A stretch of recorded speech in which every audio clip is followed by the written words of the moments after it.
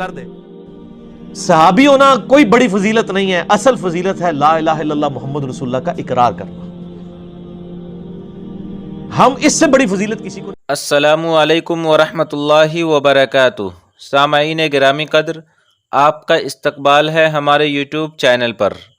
پچھلے 2 ویڈیوز میں نے حسب وعدہ خود انجینئر کی زبانی قرآن و حدیث کی روشنی میں یہ بات ثابت کیا کہ انجینئر محمد علی مرزا اللہ اور اس کے رسول حضرت محمد صلی اللہ علیہ وسلم کے شان اقدس میں گستاخی کرنے والے ہیں۔ اگر اب تک آپ نے وہ ویڈیوز نہیں دیکھا تو اس کا لنک ڈسکرپشن میں موجود ہے، آپ دیکھ سکتے ہیں۔ آج کی اس ویڈیو میں نے اپنے تیسرے دعویٰ کہ انجینئر محمد علی مرزا جس طرح اللہ اور اس کے رسول حضرت محمد صلی اللہ علیہ وسلم کے شان اقدس میں گستاخی کرنے والے ہیں، ٹھیک اسی طرح صحابہ کرام رضی اللہ تعالی عنہم کی مقدس جماعت کے شان میں گستاخی کرنے والے ہیں۔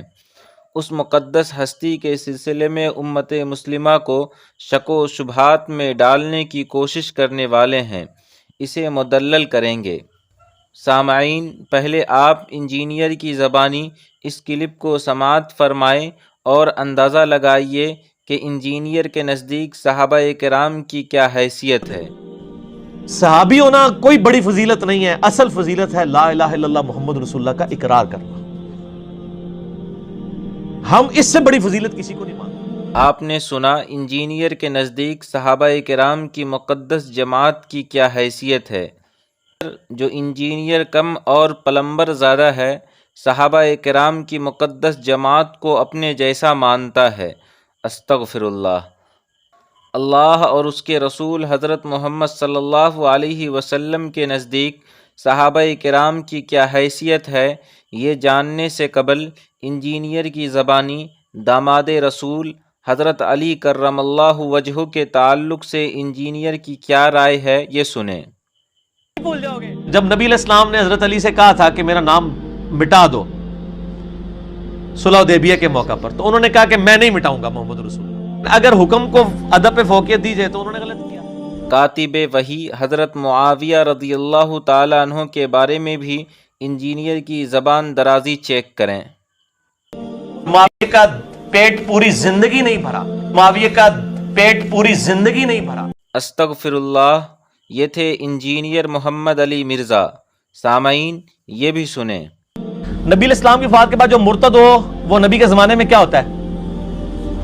مسلمان نہیں سر، سیابی۔ انہوں نے ڈیفینیشن ہی بھول کے سیابی دی، جس نے ایک نظر بھی دیکھ لیا۔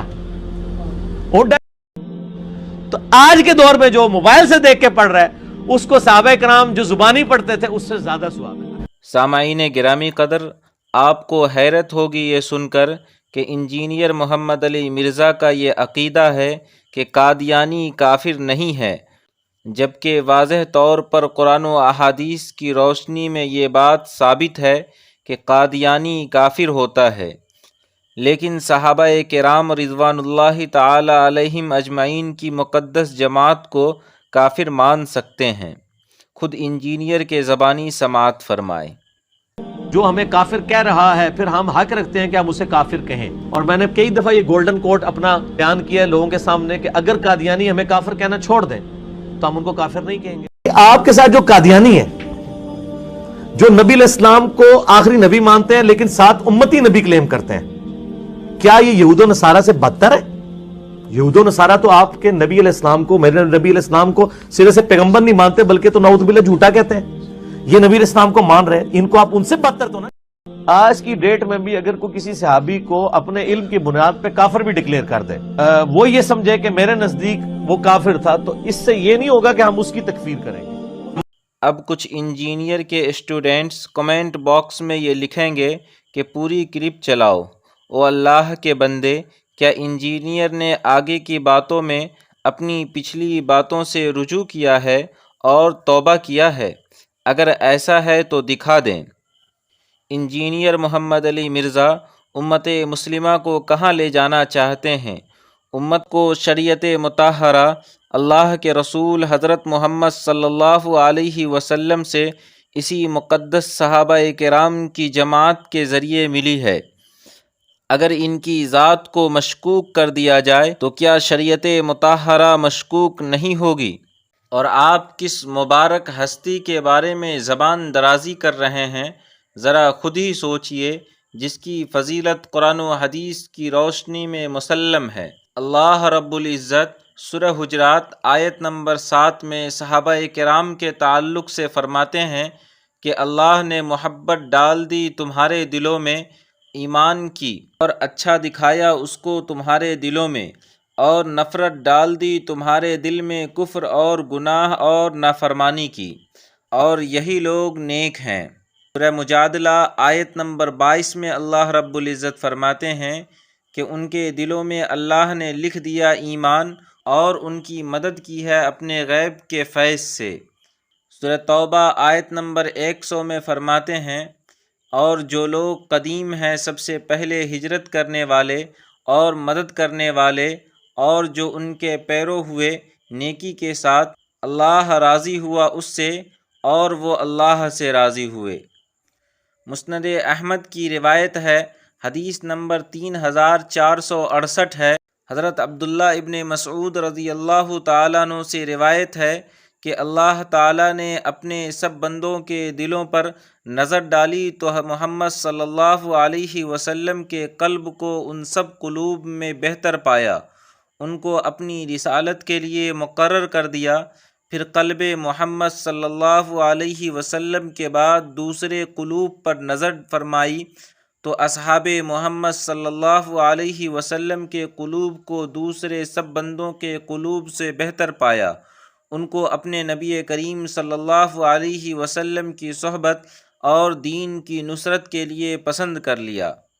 ترمذی شریف جلد 2 صفحہ نمبر 225 میں ہے، اللہ سے ڈرو، اللہ سے ڈرو میرے صحابی کے معاملے میں، میرے بعد اس کو طعن و تشنیع کا نشانہ نہ بناؤ، کیونکہ جس شخص نے اس سے محبت کی تو میری محبت کے ساتھ ان سے محبت کی، اور جس نے ان سے بغض رکھا تو میرے بغض کے ساتھ ان سے بغض رکھا، اور جس نے ان کو ایذا پہنچائی اس نے مجھے ایذا پہنچائی، اور جس نے مجھے ایذا دی اس نے اللہ تعالیٰ کو ایذا پہنچائی، اور جو اللہ کو ایذا پہنچانا چاہتا ہے تو قریب ہے کہ اللہ ان کو عذاب میں پکڑ لے گا۔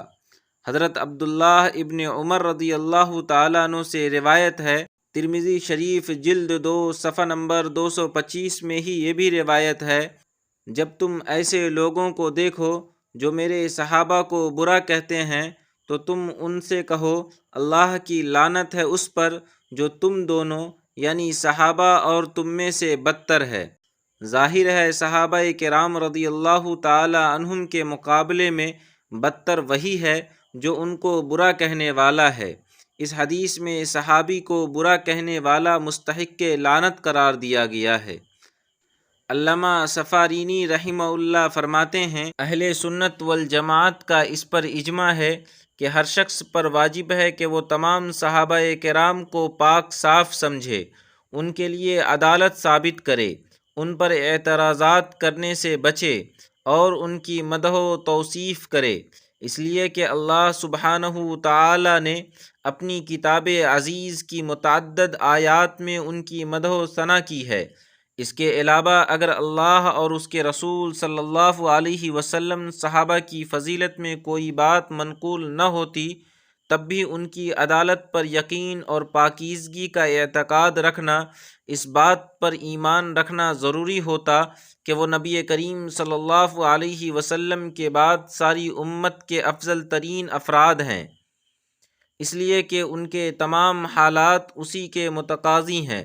انہوں نے ہجرت کی، جہاد کیا، دین کی نصرت میں اپنی جان و مال کو قربان کیا، اپنے باپ بیٹوں کی قربانی پیش کی، اور دین کے معاملے میں باہمی خیر خواہی اور ایمان و یقین کا اعلیٰ مرتبہ حاصل کیا۔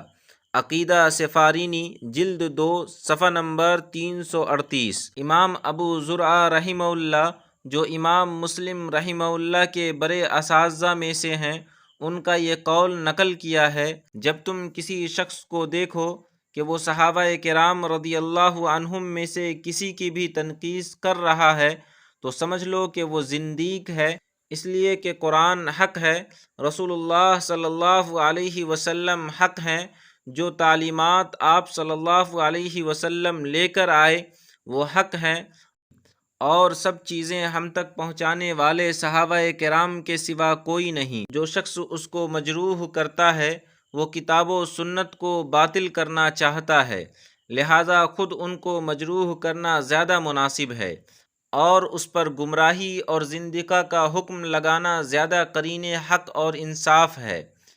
ان آیات اور احادیث میں صرف یہی نہیں کہ اصحاب رسول کی مدح و ثنا اور ان کی رضوان الہی اور جنت کی بشارت دی گئی ہے، بلکہ امت کو اس کے ادب و احترام اور ان کی اقتداء کا بھی حکم دیا گیا ہے۔